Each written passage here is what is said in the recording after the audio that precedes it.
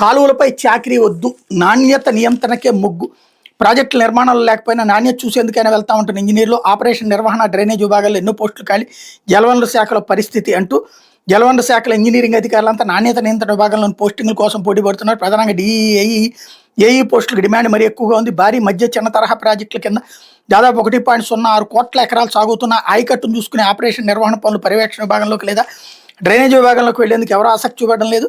నాణ్యత నియంత్రణలో పని తక్కువగా ఉండటం, నీడపట్టు నుండి వీలు ఉండటం, నిరంతరం శ్రద్ధ పెట్టాల్సిన అవసరం లేకపోవడం అంతా ఈ విభాగానికి ఎగబడుతున్నారు. 6 ఏళ్లుగా రాష్ట్రంలో ప్రాజెక్టుల నిర్మాణం పూర్తిగా పడకేసిన నాణ్యతను పరిశీలించే పోస్టులకే డిమాండ్ ఉండటం గమనారు.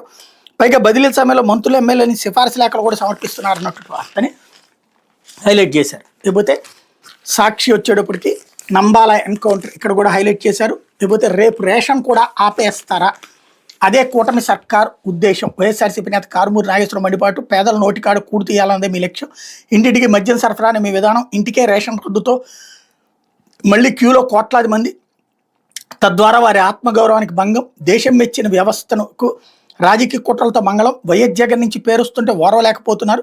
దుష్ప్రచారం, పచ్చబద్దాలతో ఎన్నాళ్ళు మభ్య పెడతారు, ఇంటింటికి రేషన్ సరఫరా కొనసాగించాల్సిందే అన్నట్టు వార్తని హైలైట్ చేశారు.